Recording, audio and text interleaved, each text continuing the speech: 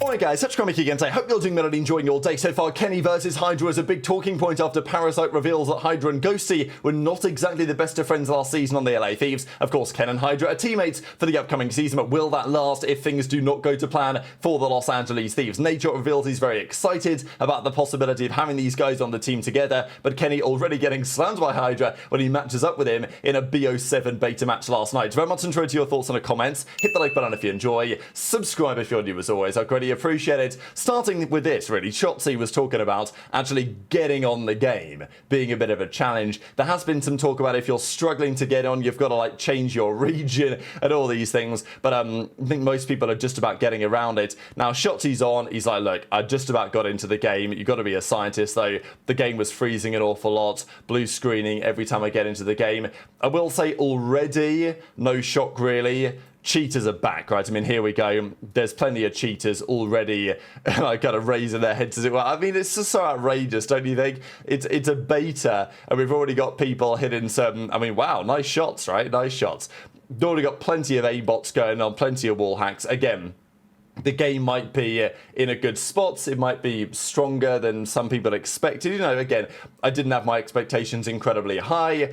I think I'm pretty happy with what we've seen so far when it comes to what it's going to look like for competitive this year. Definitely better than many of the recent COD games. I think that should be relatively clear.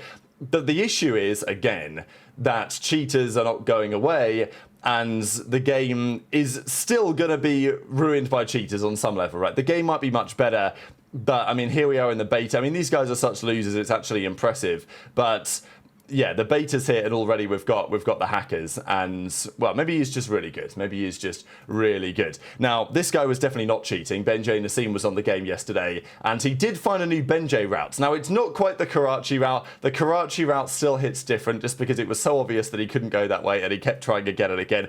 This one I'll almost forgive him for. But BenJ was playing a little bit of COD last night. He hits a little wall bounce and then he tries to wall bounce. It doesn't quite work out. He falls off the map. So, look, I'll forgive him for that one. I think he knew he was going to get cloud for it, but you know, the BenJ Route is officially back. It's early days. It's very obvious that they want you to hit a little wall bounce off this one. It's kind of like on, you know, on Redwoods back in Black Ops 3 when it was very clear that like this is a wall run wall, right? Like, because those in the early days people weren't really sure to use the movement, right? So on most of the maps, on at least some of the maps, they were like, look, you can wall bounce here, and the developers made it very obvious that that's exactly what you could do.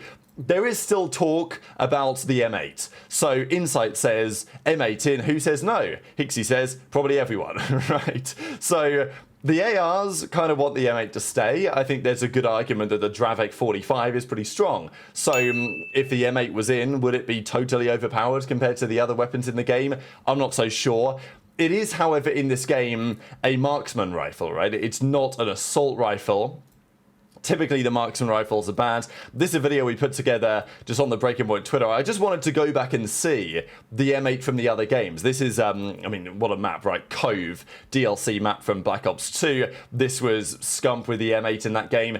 And, you know, it was a different feeling weapon back then to, I think, where it is today. But this is the M8 back then. I mean, pretty disgusting. This was the M8 in Black Ops 3. As I was saying yesterday, one bursting with the M8 in Black Ops 3 was very doable, but it wouldn't happen that often because, I mean, look at the players that Scump's shooting against, right? Like, the first gunfight he gets into, the guy is in the sky, and then this gunfight, he two bursts him. Then the third gunfight, like, he's in the air, he, like, actually hip fires the guy. The fourth gunfight, the guy is flying through the sky.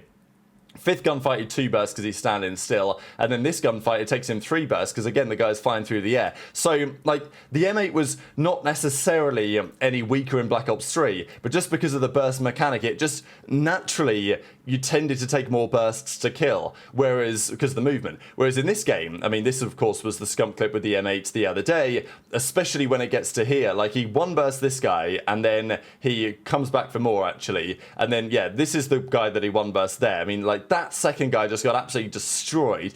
He then runs forward, chows this guy, and then one bursts the guy off the cherry blossom tree. Like, you know, not to say that it doesn't happen in the older games as well, it did, but I do think that the M8 in this game is very strong. Too strong? No, I don't think so. I think it's actually probably fine. But it is a debate at the moment, because people are discussing whether it's actually going to get allowed. I would genuinely, as unfortunate as it is, I would actually be shocked if the M8 gets used this year.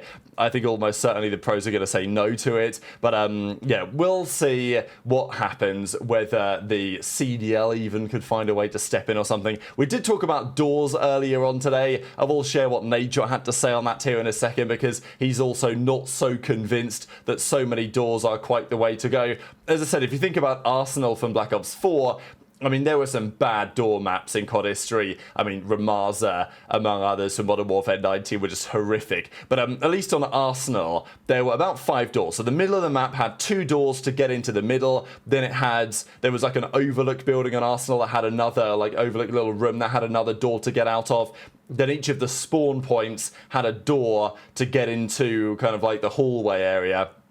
So actually 1, 2, maybe there was 6 doors on Arsenal actually after all. Whatever the case is, there were quite a few doors. But as I said earlier, say they were all see-through, all transparent. If there was a guy on the other side waiting to gun you down, you could see him. And I just don't know the purpose, right? Like, what's the point? You know, I think the devs have made some good decisions on this game, but I don't really understand why the doors need to be there most of the time, and also why they need to just be opaque completely, so you have no idea what's happening on the other side. So Nadeshot has some thoughts on that, but he also has some thoughts on his new roster for the upcoming season, right? We know how excited he was last year about the team that they were putting together, the super team, right, that they formed with Envoy and Ghosty and Scrap and HyDra on paper.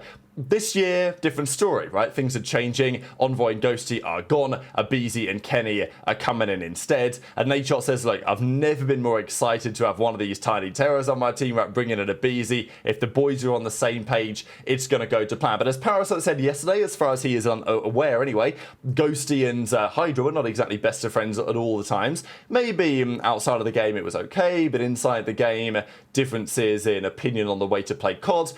And we know that Kenny is a very opinionated player, right? He has an approach, the way that he wants to play the game. Not that he won't deviate from that, but Kenny will not deviate from his opinion without some serious conversation, right? And I think that is a question that I have on the Thieves roster, is that Kenny is going to be on this team, he's going to play the game, he's going to be the leader, as it were, and he's going to want to take things with a certain approach. HyDra, Scrap, they're going to probably drop better numbers, aBeZy maybe too, so they may have different opinions. And I think the way that they resolve those situations, if they do so well and amicably, those are perfectly good discussions to have. There's a reason why Kenny's a great teammate to have, is because, you know, he's not a yes man, right? Like, he's going to come in there, he's going to have an opinion, and he is going to stand by it. Now, it's not like Kenny is so stubborn that he will refuse to change his opinion on something, but I think that those type of conversations between great players on how to play the game, they can be very effective, right? Like last year, Shotzzy, maybe it was Shotzzy said it or Kenny said it, but the talking point was for OpTic that Kenny and Shotzzy were the only guys debating how to play the game. Dashy and Pred were just like, they just were silent, and that wasn't good for the team, right? OpTic basically said, look, it would be better to have a stronger conversation here so we can actually make a decision rather than having 2 players going back and forth, not deciding anything. So, you know, you need to have teams that are going to have the intelligence to have those important conversations, but if Kenny isn't dropping the numbers, then of course questions will be raised, right? So this is what Nadeshot has to say, and also a very interesting clip of Kenny playing up against HyDra last night. I thought they said there weren't going to be any doors, and I watched the COD Next, and I see these automatic doors everywhere on the fucking map. Why are there doors everywhere? There's so many doors. Now, the one thing that I noticed, and I tweeted about it, chat, the visibility in this game looks a lot better than the maps and shit that we were playing on Black Ops 6. Like, even though I have a degenerative eye disease, I feel like I should be able to see in this game, no? Scrap, we got HyDra, we got Kenny, and we got that fucking demon aBeZy, dude. I've never been more excited to finally have one of the 2 tiny tears on our side. Because playing against aBeZy and Simp and watching them dismantle our team at times over the last 5 years. I can't explain how disheartening that actually is. And having Kenny back on 100 Thieves just feels right. I know he had a volatile year last year with OpTic. I believe he's still got a lot of talent in him. You can't be that good for as long as you have been and as successful as he has been and just forget how to play Call of Duty. I think that's going to bring a little bit of, I don't even want to say veteran mindset to the team, because I think all of these guys are veterans in their own right. And that whole narrative gets a little blown out of proportion. But I think Kenny just knows fundamentally how to play the game, how to work with the tempo and the pace of the game. I think this is going to be a really good team, genuinely. I think the only thing in my mind that the boys need to be on the same page with is just a lot of different personalities on this team. Kenny has seen it all. He's played with every type of player. He's won a lot. He's won world championships. Obviously, aBeZy has done the same. Ernie's in his own fucking world. That guy, he loves and hates everybody. I can't really boil down Ernie's personality, but if you watch the stream, you know exactly what I'm talking about. And then Paco, obviously, is Paco. So as long as they can get on the same page mentally and the vibes are flowing and they get along well, I think this team can really make a run in this next year. My screen's just fucking... Oh, hell no. See it. I know, niggas. See, look how niggas telling us. I know. That's what the confidence we giving these motherfuckers. I'm on me. What's up, fucking me?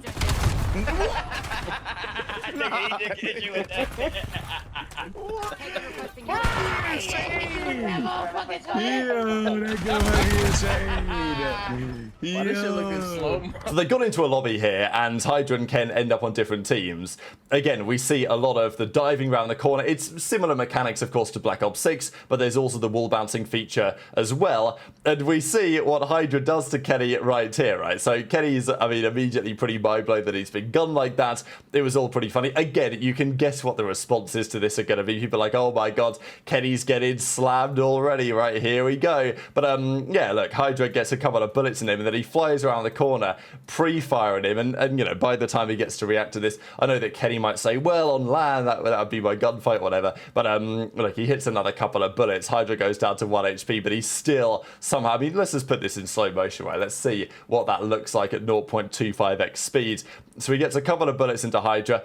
Again, you might think the HyDra would hit a bit of a wall bounce here to go for the high chal, but he just goes for the dive, and he still guns him. And then he finds himself running into aBeZy a little bit later as well, and well, the rest is history there. So yeah, it's interesting, right? I think I like to see the different approaches that the players have in terms of movement, and I'm not sure that some of the approaches are going to be the play, but you know, as I say, if you're, let's say there are two players standing where HyDra is right here. If one dives out like that and the other one hits a little wall bounce and comes out high, like, what are you meant to do about that as a rival on the other side of things? So very much interested in your thoughts on all of this stuff in the comments below. Kenny was having a pretty good time, maybe not the best time. He says, look, my beta experience, I've got latency, I've got packet loss, so maybe that's what was going on, right? Okay, he got slammed there a little bit by HyDra. People are going to roast him for it, but I'm like, I still think Kenny's going to be a great fit for that Thieves team. Yeah, there are some concerns, but I think of all the options that they had, given that Drazah presumably said no and Cellium took the incredible Saudi bag, you know, there were no better options than Kenny. I think they've made the right decision. Okay, keeping Ghosty was an option for sure, but to our understanding, that was maybe not going to last too much longer, given the relationship with HyDra. Who knows? But very much interested in your thoughts on all of this stuff in the comment section below. Hit the like button if you enjoyed. Subscribe if you're new. Take care, and I'll see you next time.